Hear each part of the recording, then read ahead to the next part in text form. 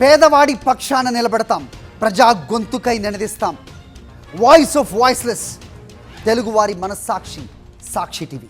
సాక్షి TV ప్రసారాల కోసం మీ స్థానిక cable ఆపరేటర్ను వెంటనే సంప్రదించండి. గాజాలో యుద్ధానికి ముగింపు ఎప్పుడు అన్న ప్రశ్నకు సమాధానం దొరకట్లేదు. అసలు సంప్రదింపులకు అవకాశం ఉందా అన్న అనుమానాలు కలుగుతున్నాయి. ఇజ్రాయెల్ హమాస్ మధ్య తిరిగి చర్చలు అన్నది జటిలంగా మారింది. అమెరికా అధ్యక్షుడు డొనాల్డ్ ట్రంప్ ప్రభుత్వ ప్రత్యేక దౌత్యవేత్త, ఇజ్రాయెల్ అధికారులు ఇద్దరూ తమ చర్చల బృందాలను వెనక్కి పిలిపించుకున్నారు. ఈ విషయంలో ఖతార్, ఈజిప్ట్ దేశాలది క్లిష్టమైన పాత్రగా మారింది.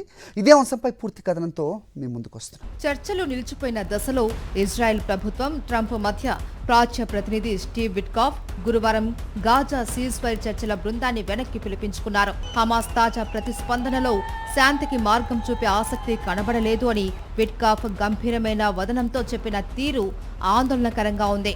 హమాస్ తీరులో నిజమైన శాంతి కోరిక ఉన్నట్టు లేదు. మేము వేరే మార్గాలు పరిశీలిస్తున్నామని ఆయన వ్యాఖ్యలు యుద్ధం మరింత పెరిగే ప్రమాదాన్ని సూచిస్తున్నాయి. అయితే ఇజ్రాయెల్ అధికారులు మాత్రం దీన్ని చర్చల తాత్కాలిక వెనుకడుగుగా పరిగణించారు. చర్చలు కొనసాగే అవకాశం ఇంకా ఉందని వారు వెల్లడించారు. మరోవైపు తాము చర్చలకు సానుకూలంగా స్పందించినట్టు తెలిపింది. అనేక అంశాలపై ఇతర పాలస్తీనియన్ మద్దతుదారులు సహకరిస్తున్న దేశాలతో సంప్రదించిన మీదట చర్చలకు సానుకూలంగా ఉన్నామన్న సంకేతాలు ఇచ్చారు. ఇజ్రాయెల్ మిలిటరీ రీడిప్లాయ్మెంట్ పరిధిని తగ్గించాలి అన్నదే హమాస్ ప్రధాన డిమాండ్.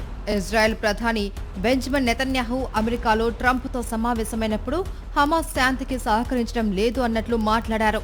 ఆయన వ్యాఖ్యలు బట్టి చూస్తే నెతన్యాహు గాజాను తమ ఆధీనంలోకి తీసుకోవాలి అన్న ఆలోచనలో ఉన్నట్లు సమాచారం. ఈ పరిణామాల మధ్య ఇజ్రాయెల్లో హమాస్ బందీల మద్దతుదారులు పెద్ద ఎత్తున రోడ్డెక్కుతున్నారు. టెల్ అవీవ్ లో వేలాది మంది ప్రజలు ఒక దగ్గర చేరి యుద్ధం ఆపి బందీలను తీసుకొచ్చేందుకు ప్రయత్నించాలి అని ప్రభుత్వంపై ఒత్తిడి పెంచుతున్నారు. గాజా భవిష్యత్తుకు సంబంధించి స్పష్టత లేదు. ఒకవైపు శాంతి చర్చలపై ఆశలు, మరోవైపు మిలిటరీ దాడుల దిశగా వేగంగా అడుగులు వేస్తున్న ఇజ్రాయెల్ చివరికి ఈ చర్చలు ఒక శాశ్వత ఒప్పందానికి దారి తీస్తాయా లేక మరింత తీవ్ర యుద్ధానికి తెరలేపుతాయా అన్నది వేచి చూడాల్సిందే.